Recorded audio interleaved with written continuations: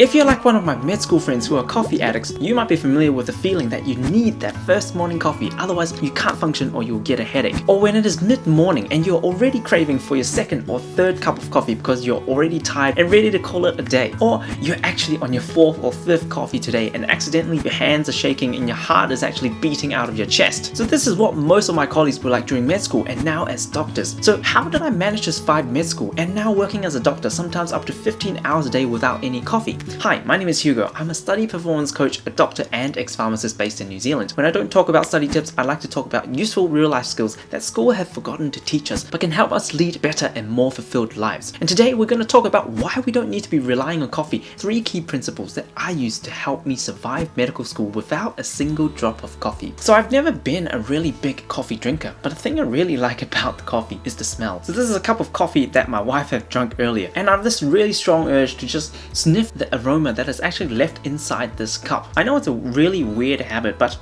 it just smells very nice. And the thing that really deterred me from coffee was that throughout my observation right from my undergraduate as a pharmacy student and as a postgraduate medical student, I've seen firsthand where students will actually rely on coffee for better focus and concentration. So maybe just starting with 1 on alternate days, then having 1 regular coffee every single morning. And when that doesn't do the job and give them the energy that they want, then it becomes 2 every single morning. I've even seen those that don't even enjoy the taste of coffee and have to continue to rely on coffee because now they're so dependent on it to give them basic human functionality and for the brain to be just operational to get them throughout the day. It also becomes an essential drug that they need to be taking every single day. Otherwise, they experience these horrible withdrawal symptoms like a headache, and in turns then affect their mood and they can't function without any coffee. And I vividly remember during ward rounds, one of the patients said to us and our consultant and saying that, "Hey doc, your coffee drinking habit is not much different than my smoking habit, except mine is frowned upon by the society." So why does this addiction happen to us? So like any drugs with addictive properties, there are 2 major principles that are easy to understand and you don't need a pharmacy or medicine degree to understand. Now, number 1 is tolerance. Now it is defined as a pharmacological concept describing subjects' reduced reaction to a drug following its repeated use. Increasing its dosage may re-amplify the drug effects, however this may accelerate tolerance, further reducing the drug's effects. Now simply meaning the more we use the drug, the less effects we will get. And this is exactly the same with what caffeine does to our body. We start off with just needing 1 cup of coffee every now and then it becomes 1 every single day to maintain the same level amount of energy that we have in the morning. And then the effects continue to wear off and you need to take 2 a day regularly and then so on. As you can see, having this tolerance effect alone can now potentially become a problem, especially affecting those who don't have such great self-control or self-discipline. Now people who then experience this tolerance effect can then progress to the next stage, which is dependence. Drug dependence is a biopsychological situation whereby an individual's functionality is dependent on the necessitated reconsumption of a psychoactive substance because of an adaptive state that is developed with the individual from psychoactive substance consumption, which results in the experience of withdrawal, which necessitates the reconsumption of the drug. Basically saying that our body has gotten so used to the effect of the drug, and when we don't get the drug, we either get physical symptoms like headaches or psychological symptoms like low mood. And so these are physical and psychological dependence. And then dependence is then commonly mixed up with the term addiction, which is characterized by the persistent use of drugs, including alcohol, despite substantial harm and adverse consequences. So for example, we continue eating chocolate despite being super overweight, having multiple heart attacks and strokes. You can't stop. You want to stop, but you just can't. Or for example, meth and cocaine users, knowing that this is actually doing harm to their body, but they're actually doing whatever they need to source this drug, including robbing other people of the money to fund this habit. They know it is bad, but they still do it. Now this is getting a little bit too extreme, and most people by definition aren't truly addicted to coffee, but they can be very physically and psychologically dependent on coffee that is now taking a strong grasp of their life if they don't consume coffee on a daily basis. So what can we actually do about this? And what are some of the alternatives of drinking coffee but still giving us heaps of energy to get through the day? So now I'm going to share 3 principles that I've been using to help myself through medical school and now working as a doctor, sometimes up to 15 hours a day on a long shift. So number 1, strategic and structured recharge, or SSR. By recharge, I really mean just by taking naps. But there's actually one very common napping error, which is,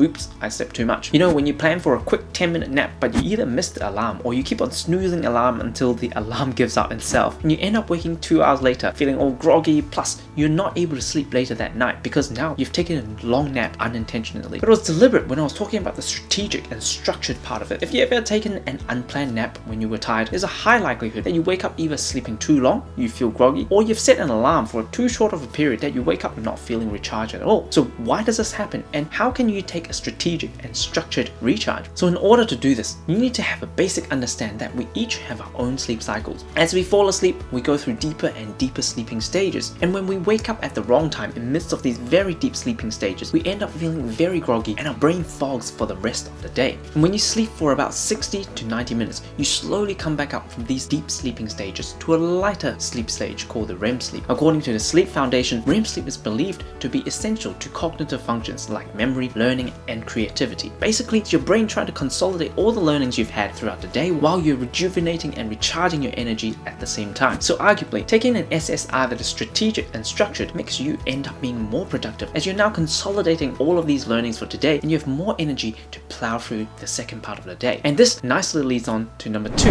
which is the sleep-wake clockwork. When I first learned about the sleep cycle, I started to experiment the amount of energy I would get depending on the number of hours that I slept during that day. For example, I'll try sleeping 8 hours and I wake up feeling groggy for the day. But then when I moved it back to 7.5, I felt energized for the day again. But then when I moved this back to yet 7 hours, I felt groggy again. And then I moved this to 6 hours where I felt energized for the whole day again. I repeated this experiment until I found out that my sleep cycle was about 1.5 hours. So for each increment of 1.5 hours, I felt energized. So at 1.5, 3 hours, 4.5, 6 hours, 7.5, and 9 hours, I felt refreshed. The thing is, no matter if I sleep for 6 hours, 7.5, or 9 hours, I find that I still get that late afternoon dip around 3 or 4 p.m. So a neuroscientist, Laura Lewis of Boston University, have come up with a study showing that during this phase of deep sleep, our brain actually has double amount of cerebral spinal fluid going into our brain, basically flushing all the brain cells or neurons that takes away all that toxin that can potentially accumulate and be associated with things like Alzheimer's disease. So knowing the importance of having multiple deep sleep cycles, I elected to pick 6-hour mark. So there are enough deep sleep stages for my brain to flush out all these toxins and take out this brain garbage and have a very clear mind and be energized throughout the day until 4 o'clock. Then from 4 p.m, I would sleep for 1.5 hours, which is another full sleep cycle. Then from 5:30 yet again, I would have a clear mind and full of energy until